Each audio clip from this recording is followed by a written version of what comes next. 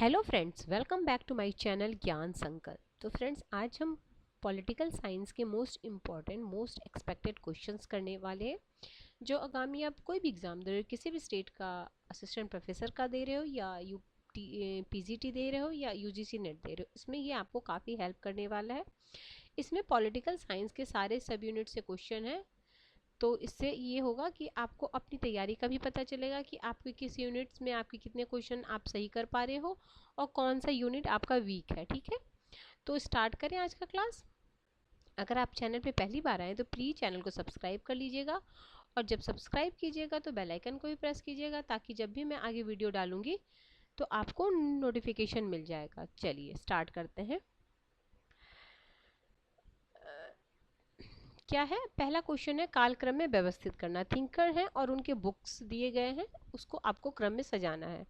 तो इसमें आप देखिए रूसो सबसे पहले के हैं, तो हम सबसे पहले डी देखेंगे। बाकी आपको आता होगा नहीं, बाकी देख रहे हैं, ये सब बाद में, रॉल्स बाद में है। ये आपके नारीवादी थिंकर्स हैं, ये भी बेन और आर एस पीटर, ये भी बाद के हैं। तो सबसे पहले हम डी को करेंगे, तब भी आपका सही हो जाता। बाकी हम देखते हैं इसका किस किस क्रम में क्या क्या है। देखिए सोशल कॉन्ट्रैक्ट कब है, 1762 में। वेन एवं आर एस पीटर की पुस्तक है social principle and the democratic state. Social principle and democratic state, यह 1959 में।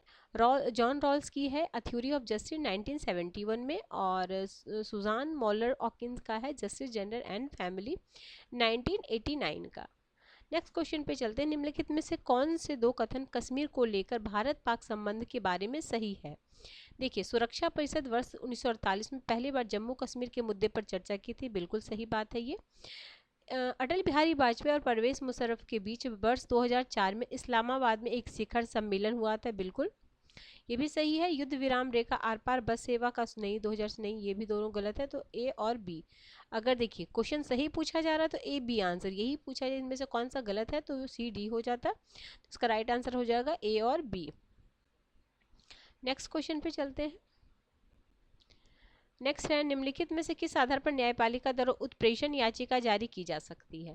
ठीक है, तो इसमें उस उत्प्रेषण याचिका क्षेत्राधिकार की अधिकता और क्षेत्राधिकार की कमी, ये दोनों के मामले में की जाती है। तो इसका राइट आंसर हो जाएगा ए और सी। अगला है, और जो क्या बोलते हैं उसको, न्यायिक पुनर्विलोकन की जो शक्ति है, क्या बोल नहीं, जो आर्टिकल 32 में है उसके हिसाब से हम रीट जो जारी करने का अधिकार है वो उच्च न्यायालय, सर्वोच्च न्यायालय का 32 आर्टिकल के थ्रू, और उच्च न्यायालय का 226। कभी कभी क्वेश्चन आता है कि रीट जारी करने का अधिकार सिर्फ उच्च न्यायालय को, रीट जारी करने का अधिकार सिर्फ सर्वोच्च न्यायालय के पास है। रीट जारी में दोनों है तो दोनों के पास है, दोनों आर्टिकल दोनों अलग अलग है, 32 और इससे 226। याद रखिए कि आर्टिकल भी आपके लिए मोस्ट मोस्ट मोस्ट इंपॉर्टेंट है। अगला, संस्था में संचार का व्यवस्थित अनुक्रम क्या होता है। तो इसमें होता है सेंडर होता है, एनकोड होता है, फिर मैसेज, फिर चैनल। इसका और क्रम में अच्छे से देख लेते हैं। देखिए सेंडर होगा पहले, इसको आप लिख लीजिए शॉर्ट फॉर्म में जैसे भी, क्योंकि ये क्वेश्चन आपके यूजीसी नेट में फर्स्ट पेपर के लिए भी इंपॉर्टेंट है और सेकंड पेपर के लिए भी है कम्युनिकेशन में। तो सबसे पहले सेंडर होगा, फिर इनकोड करेगा, फिर मैसेज होगा, मैसेज किसी चैनल के थ्रू जाएगा, फिर चैनल में जाके डिकोड होगा, डिकोड होने के बाद रिसीवर के पास जाएगा, जब रिसीवर के पास पहुंचेगा फिर वो फीडबैक देगा। शोर संचार में आने वाली बाधाओं में से एक है। शोर क्या है, संचार में आने वाली एक बाधा के रूप में मानी जाती है। अगला क्वेश्चन है क्वेश्चन नंबर 5। राम मनोहर लोहिया किसके विरोधी थे।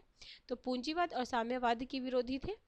ये पूछा तो ए बी हो गया। अगर पूछा जाता किसके समर्थक थे तो समाजवाद और शक्ति के विकेंद्रीकरण, तो इसका राइट आंसर ए और बी होगा। यही किसके विरोधी पूछा जा रहा है तो ए बी होगा, किसके समर्थक होता है तो समाजवाद और शक्तियों का विकेंद्रीकरण हो जाता।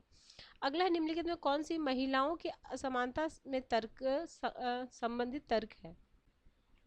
समानता संबंधी तर्क है, तो इसका तर्क हो जाएगा आपका, पुरुषों की तुलना में महिला की निम्न समाज द्वारा बनाई गई है। यानी कि प्रकृति द्वारा नहीं, समाज द्वारा बनाई गई, जो विधिक रूप से न्यायोचित नहीं है, बिल्कुल सही नहीं है। मुक्ति एवं समानता के सिद्धांत महिलाओं की स्थिति पर लागू न होने वाला विरोधाभासी है, तो इसका राइट आंसर ए और बी हो जाएगा। अगला है, आलमंड के अनुसार तुलनात्मक रूप से सजातीय संस्कृति में पाया जाता है। कहाँ पाया जाता है तो विकसित देशों में सजातीय पाई जाती है, विजातीय पाई जाती तो विकासशील और अविकसित देश हो जाता। अगला है 7 हो गया। 8 क्वेश्चन क्या बोल रहा है, राष्ट्रपति की शक्ति के संबंध में निम्नलिखित को कौन सा कथन सही है। तो इसमें आंसर सी हो जाएगा, वे निर्वाचन की अनुशंसा पर अनुच्छेद 102 के अंतर्गत किसी संसद सदस्य को अयोग्य घोषित कर सकते हैं। ठीक है, 102 आर्टिकल इंपॉर्टेंट है।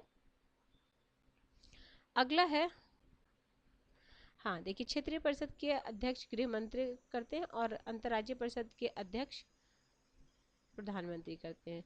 कानूनी दृष्टि से मुलायम कानून यानी सॉफ्ट लॉ किसे कहा जाता है, तो विकास का अधिकार सॉफ्ट लॉ, और हार्ड लॉ में होगा पर्यावरण, स्वास्थ्य और निजता। ठीक है, सॉफ्ट लॉ और हार्ड लॉ। अगला है, कौन सा संवैधानिक अनुच्छेद जो है ग्राम सभा के लिए संबंधित है, तो 243A ये आपका ग्राम सभा से संबंधित है। और देखिए, पंचायत से रिलेटेड क्या क्या इंपॉर्टेंट थिंग्स है, एक तो 73वां संवैधानिक संशोधन 1992 के तहत पंचायत राज्य को संवैधानिक दर्जा मिला। ये 11वीं अनुसूची में है, भाग आपका 9 हो जाएगा और इसमें टोटल 29 कार्य दिए गए हैं और 243 तो ग्राम सभा से संबंधित हो गया। अगला है, अर्थशास्त्र को जाना जाता है तो नीति शास्त्र के रूप में जाना जाता है। अगला, निर्णय निर्माण उपागम का अनुक्रम व्यवस्थित कीजिए। तो देखिए क्या क्या है, सूचना की खोज, समस्या की पहचान, विकल्प का चयन, विकल्प की व्याख्या। तो देखिए सबसे पहले क्या करेंगे, हम समस्या की खोज करेंगे, फिर समस्या की पहचान करेंगे, फिर सूचना की खोज करेंगे, फिर विकल्प की व्याख्या, फिर विकल्प का चयन। तो BADC होना चाहिए ना, BADC। तो BADC आपका ऑप्शन BADC, हाँ तो ये हो जाएगा ऑप्शन डी। अगला है, असर्शन रीजन का क्वेश्चन है। हर्बर्ट साइमन प्रशासन के सिद्धांत को निरस्त कर दिया, ठीक है, क्योंकि साइमन ने इन्हें कहावत की तरह कहा है। तो दोनों सही है और सही इसकी व्याख्या option number A is the right answer. अगला है, बुक्स है और उसके थिंकर है। तो इस तरीके के जब मैच द फॉलोइंग वाला क्वेश्चन आता है उसमें सबसे पहले आपको क्या करना है, जो आपको आता है वो कर लीजिए। जैसे इसमें मुझे क्या आता है, बिलोबी का प्रिंसिपल ऑफ पब्लिक एडमिनिस्ट्रेशन, यानी मैं सी में फर्स्ट लगाऊंगी। सबसे पहला मेरा काम यही होगा, तो मैं इसको देखिए, यही एक से ही मेरा आंसर आ गया क्योंकि बाकी सब में अलग अलग दिया हुआ, तो आंसर एक से ही आ गया। अब यहाँ पे देखिए मैच किया हुआ है। आपको जिस तरीके से थिंकर जो जो इस तरीके के क्वेश्चन में जो आता है, ये नहीं आपको सब आना जरूरी है, जो आता है सबसे पहले वो करके देख लो। अगर एक से ही बात बन जाती है तो बहुत अच्छी बात है। बाकी बुक भी देख लिए, काफ़ी इंपॉर्टेंट है ये बुक आपके लिए। पॉल एच लवली का है, एप्पल बाई का है, क्या है, morality and in the administrations in democratic government, Gaus John M Gaus LD White and Dimock का क्या है,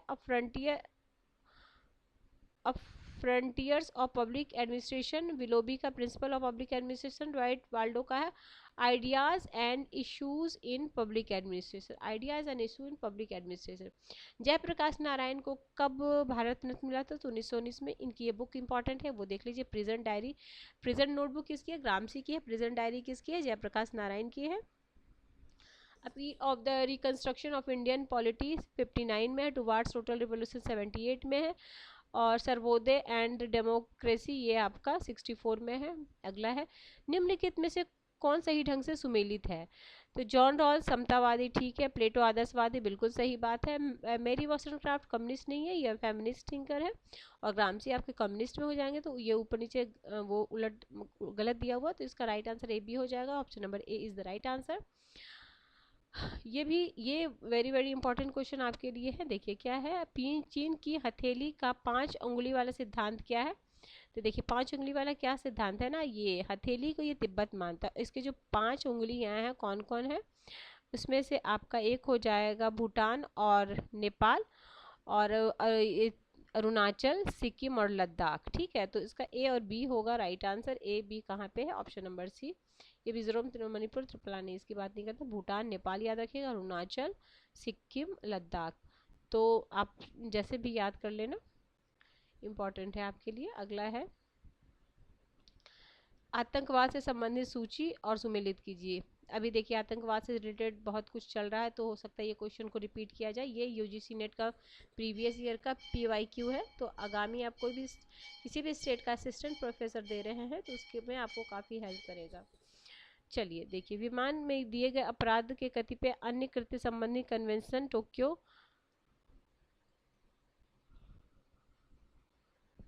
नगर विमान की सुरक्षा विरुद्ध निरोध संबंधी कन्वेंशन, आतंकवादी गोलाबारी विरोध संबंधी अंतर्राष्ट्रीय कन्वेंशन, आतंकवाद वित्त पोषण निरोध संबंधी कन्वेंशन। इसका right answer option number B है। क्या क्या मैच है देखिए, जो विमानों में किए गए अपराध एवं कतिपय कृत्यों संबंधी कन्वेंशन जो हुआ था 63 में हुआ था। नगर विमान की सुरक्षा के विरुद्ध कार्य निरोध संबंधी कन्वेंशन मॉन्ट्रियल 71 में हुआ था। आतंकवाद गोलाबारी विरोध अंतर्राष्ट्रीय कन्वेंशन 97 में हुआ था। आतंक के वित्त पोषण निरोध संबंधी 99 में हुआ था अंतर्राष्ट्रीय कन्वेंशन। उदारीकरण के सकारात्मक प्रभाव, विदेशी निवेश, बढ़ा हुआ उत्पादन, बढ़ी हुई बेरोजगारी और प्रौद्योगिकी उन्नति। तो बढ़ी हुई बेरोजगारी क्यों होगी जब उदारीकरण होगा? तो सी को एलिमिनेट करो।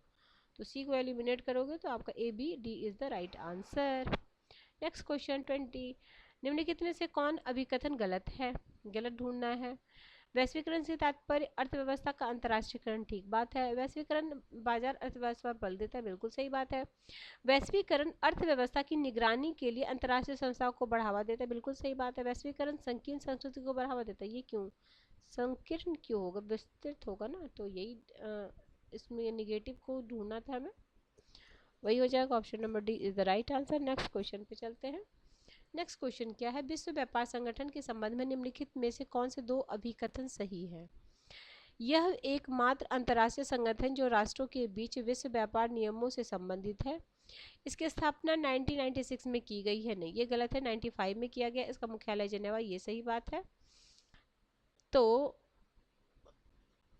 ये तो गलत हो गया आपका और ये गलत है, तो यानी ए और C is the right answer. Staff आपका 640 है और 1 जनवरी 95 में हुआ था। अगला है अगना सुत किसे? अगना कुछ दीघा निकाय का 27वां सुत अगना सुत है। तो इसमें जीवन की उत्पत्ति और समाज व्यवस्था और जाति की उत्पत्ति, यानी ए और B is the right answer. अगला क्वेश्चन, भारत एवं पाकिस्तान में शिमला समझौता 1972 में हस्ताक्षर किया गया, बिल्कुल सही बात है। इस समझौते में कहा गया कि दोनों देश अपने विवादों को अन्य देशों की मध्यस्थता से सुलझाएंगे, नहीं अन्य देश को क्यों करेंगे, यही गलत हो गया। इसमें क्या हो जाएगा? ए सही है बट आर गलत है, तो option C is the right answer. Next question पे है और इसमें देख लेते हैं, ये हमारी साइड से थी, भारत से श्रीमती इंदिरा गांधी थी और पाकिस्तान की तरफ से जुल्फिकार अली भुट्टो। अगला है राष्ट्रपति पे अध्यादेश जारी करने की का कौन सा अनुच्छेद है? तो 123 है, सॉरी, और 213 आपका राज्यपाल के अध्यादेश जारी करने का है।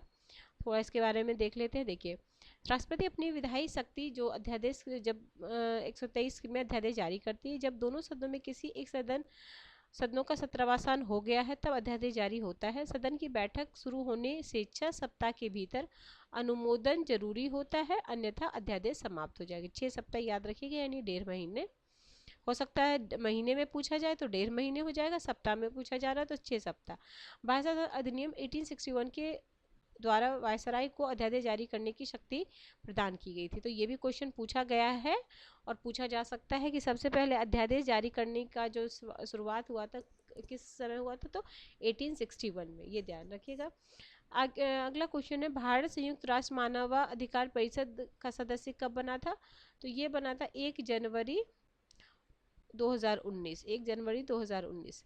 अगला है नागरिकता के बहुलवादी सिद्धांत का सर्वोत्तम प्रतिपादक कौन है? तो बी एस टर्नर है। Option number C is the right answer.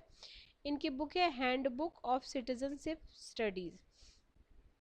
निम्नलिखित संस्थाओं संगठनों का कालक्रम में व्यवस्था कीजिए। BRICS development bank, IBSA, G7, G20। तो इसका हो जाएगा, देखिए G7 है 1975, G20 है 99, IBSA है 2003, ब्रिक्स डेवलपमेंट बैंक है 2014, न्यू डेवलपमेंट बैंक 2016 से कार्य कर रहा है।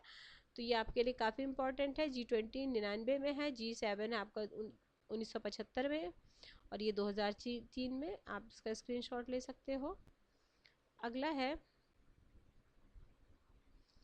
आगे, हाँ राज्यों, हाँ ये मोस्ट इंपॉर्टेंट है, ये राज्य के संगठन वाला आता ही है, कब कब कौन गठन हुआ उसको क्रम में से जाना है। तो इसमें सबसे पहले गुजरात हो जाएगा, सी को हम सबसे बाहर रखेंगे और डी सबसे बाद में होगा, ठीक है। तो ऑप्शन गुजरात 60 में बना था, ये 75 में, गोवा 87 में, सॉरी चलिए, तो इस हिसाब से डी हो गया।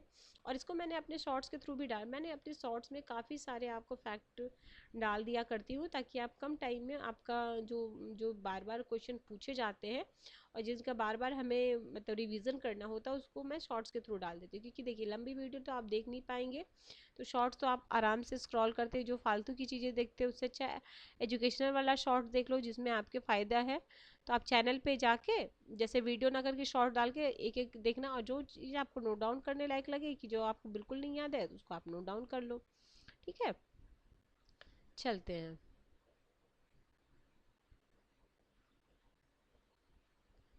आगे है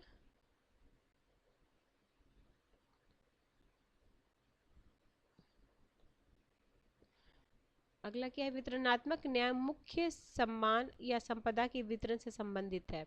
तो अरस्तु। भारत में पंचायती राज के अधीन निर्वाचन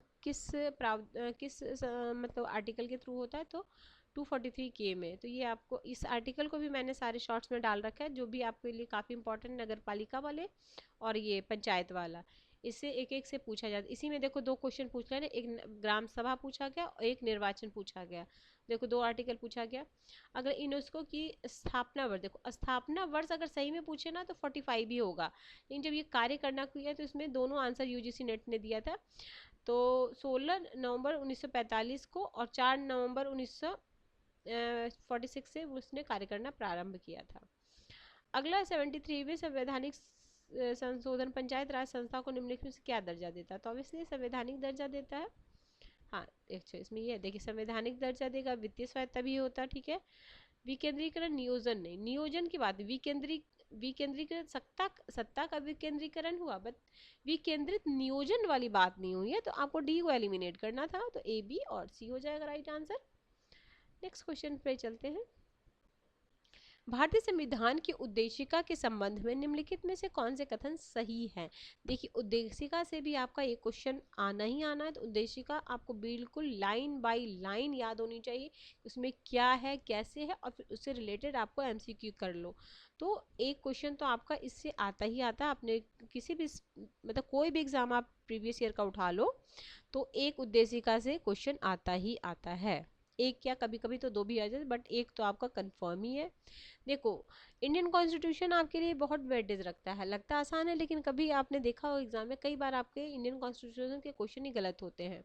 तो इसके लिए आप मेरा वो सीरीज फॉलो कर सकते हो। मैं यूथ पब्लिकेशन के एग्जाम पॉइंटर से कंप्लीट रिवीजन करा रही हूँ। किसका? आपका इंडियन पॉलिटी का। तो काफ़ी लंबी वीडियो तो है नहीं, हर दिन मतलब हर वीडियो आपको 15-10 कोई मैक्सिमम 20 मिनट का है। तो आप कई बार उस वीडियो को सुनना, उसमें सारा फैक्ट दिया हुआ, आपका कंप्लीट अच्छे से रिवीजन हो जाएगा। तो आप उस सीरीज को फॉलो कर सकते हो। तो न्याय सामाजिक, आर्थिक और राजनीतिक, ठीक है। विचार, अभिव्यक्ति, विश्वास, आस्था, पूजा, तो इसका राइट आंसर हो जाएगा ए और बी। ये दोनों तो नहीं है, ठीक है, ए बी हो जाएगा। किसने लोक प्रशासन को राज्य के कार्यों पर प्रयुक्त प्रबंध की कला और विज्ञान के रूप में परिभाषित किया है? तो डी वाल्डो ने किया। Option number C is the right answer. Next question, किस घटना को पेरियार को नास्तिक बनाया था? तो ये था काशी तीर्थ यात्रा की घटना ने उन्हें नास्तिक बनाया था। 35 हो गया, 36 में है। देखिए, मनोवैज्ञानिक विचारधारा, मानववादी विचारधारा, संरचनात्मक विचारधारा, तकनीकी विचारधारा। देखिए, ये रहेगा, लेकिन इधर थिंकर्स काफ़ी कई बार आपको चेंज मिलेंगे। तो मानकवादी में आपके हो जाएंगे, ये मैच ही किया हो, मनोवैज्ञानिक टर्नर हो जाएंगे, संरचनात्मक आलमंड हो जाएंगे और तकनीकी हो जाएंगे डेविड एप्टर। उस हिसाब से option number A is the right answer. अगला है आकृति का सिद्धांत, थ्योरी ऑफ फॉर्म और गुफाओं का रूपक। तो ये आपके प्लेटो से संबंधित है। ए, निम्नलिखित कथनों पर कौन सा कथन कल्याणकारी राज्य की परिभाषा के बारे में सही है?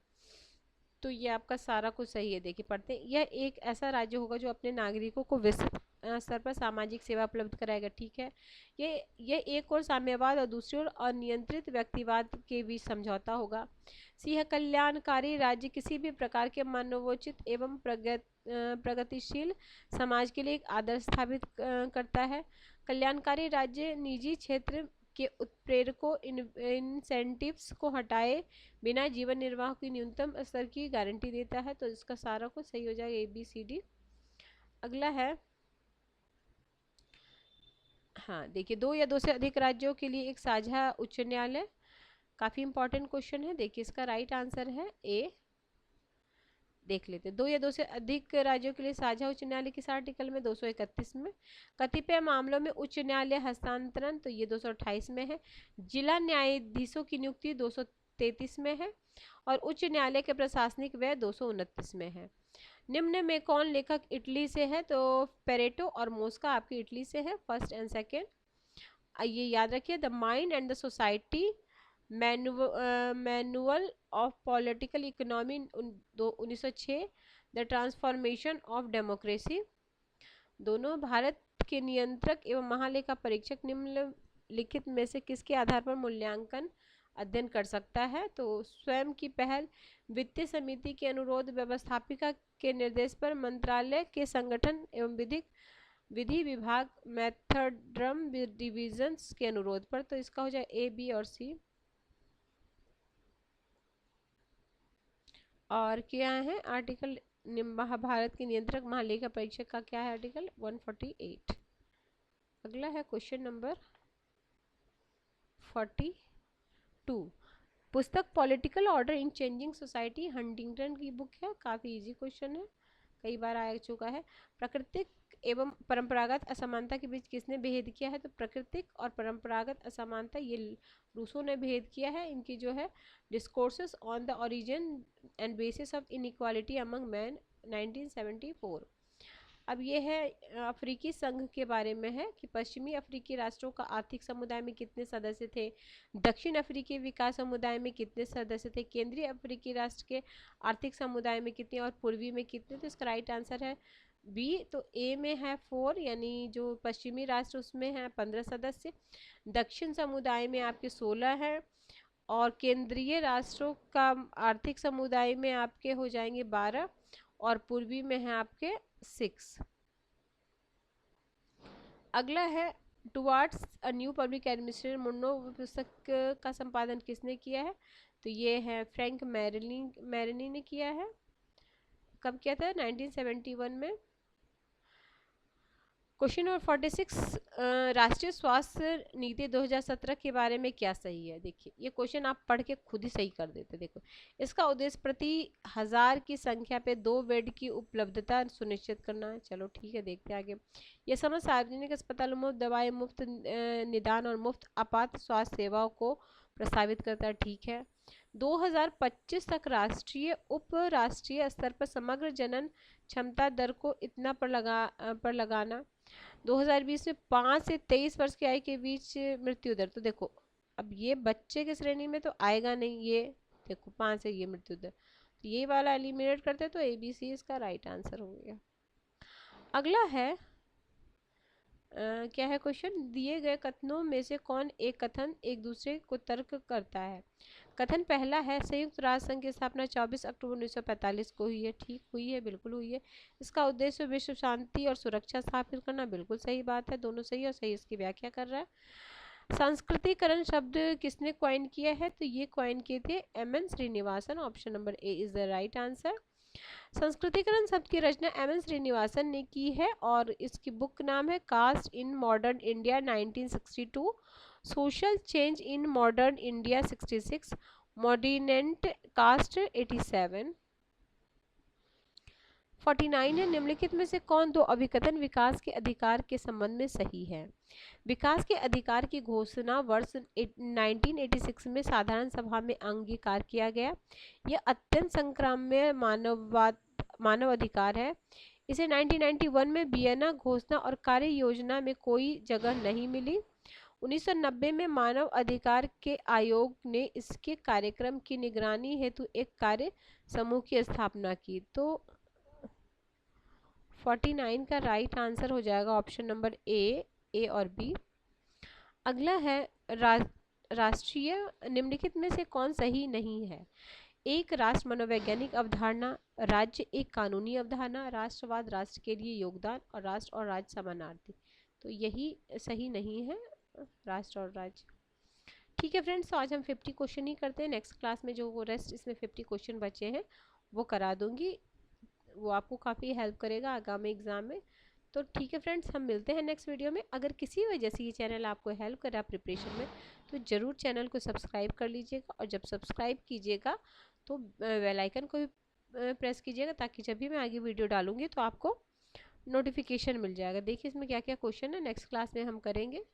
ठीक है, नेक्स्ट क्लास में ज़रूर आप आएँ, ज़रूर देखें इस वीडियो को। ठीक है फ्रेंड्स, तो मिलते हैं हम नेक्स्ट वीडियो में। Till then bye bye, keep watching and keep sharing.